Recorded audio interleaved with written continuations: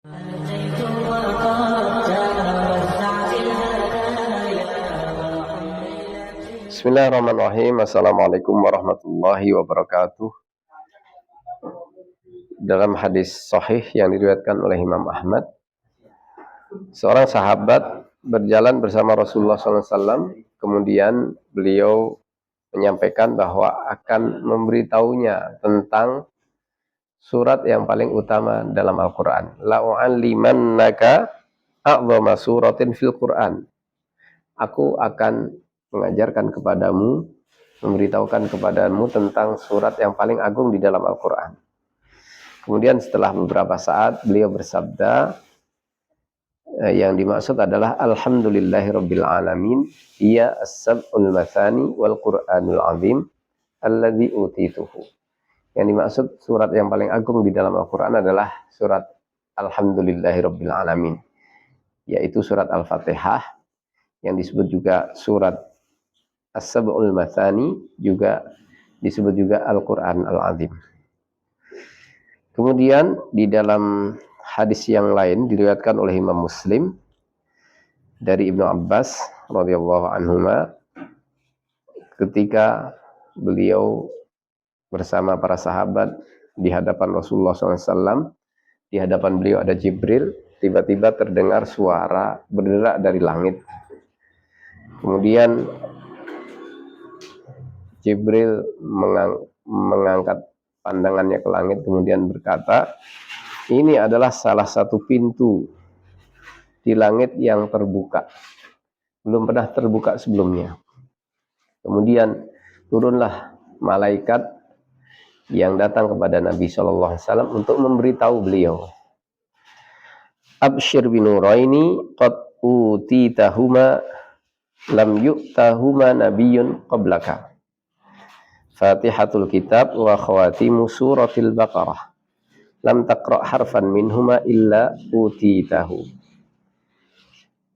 Bergembiralah dengan dua cahaya yang diberikan kepadamu dan belum pernah diberikan kepada seorang nabi pun sebelummu, yaitu surah Al-Fatihah dan beberapa ayat terakhir dari surat Al-Baqarah. Tidaklah engkau membaca satu huruf dari keduanya kecuali engkau diberinya.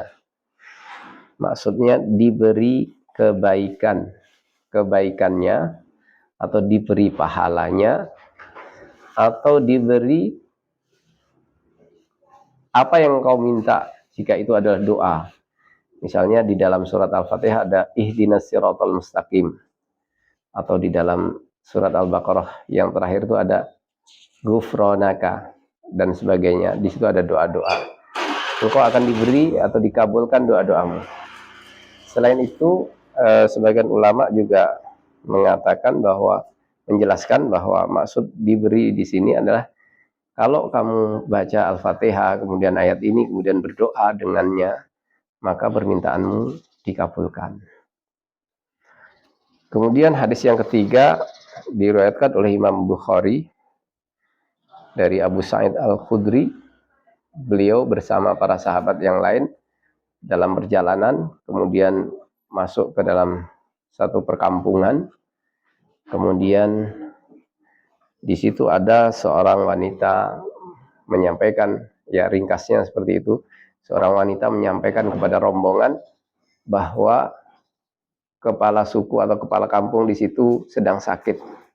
Apakah ada di antara kalian yang bisa meruqyah, karena kaum laki-laki di kampung itu sedang pergi semua, mereka tidak bisa mengobati dan tidak bisa mengurus kepala sukunya yang sakit ini.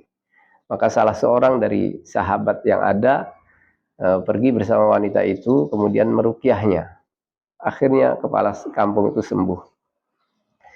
Dia pulang diberi hadiah 30 ekor unta, 30 ekor kambing.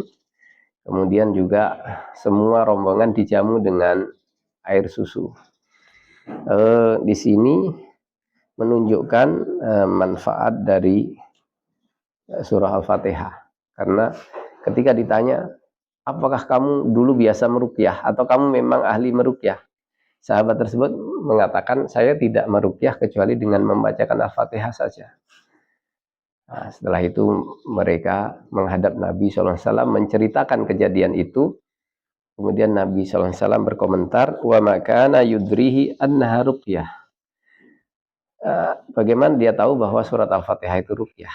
Kemudian beliau bersabda, iksimu wadribuli bisahmin. Bagikanlah kambing-kambing yang diberikan tadi sebagai hadiah setelah meruqyah, kemudian berikan kepadaku satu bagian untukku. Nah, ini menunjukkan bahwa surat Al-Fatihah bisa untuk meruqyah. Untuk meruqyah jika seseorang sakit. Di sini sakitnya kepala suku ini menurut riwayat dia tersengat binatang berbisa. Atau ladir itu bisa tersengat binatang berbisa atau digigit binatang berbisa. Kemudian ternyata dengan diruqyah surat Al-Fatihah terdapat kesembuhan. Ini beberapa keutamaan surat Al-Fatihah. Mudah-mudahan bermanfaat. Barakallahu fikum wa sallallahu ala nabiyyina Muhammad wa ala alihi wa sahbihi wasallam. Wassalamualaikum warahmatullahi wabarakatuh.